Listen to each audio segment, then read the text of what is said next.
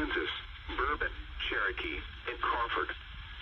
In Missouri, Barry, Barton, Benton, Camden, Cedar, Christian, Dade, Dallas, Dent, Douglas, Greene, Hickory, Howell, Jasper, Laclede, Lawrence, Marys, McDonald, Miller, Morgan, Newton, Oregon, Ozark, Phelps, Polk, Pulaski, Cheyenne, St. Clair, Stone, Taney, Texas, Vernon, Webster, and Wright. From Friday morning through late Friday night, widespread rainfall is expected to range from roughly 1 inch to 1.75 inches.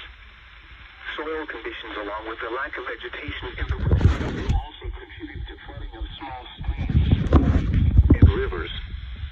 Flooding of low water crossings and low-lying roadways near streams, creeks, and rivers is expected to occur. A flood watch means there is a potential for flooding based on current forecasts. You should monitor later forecasts and be alert for possible flood warnings.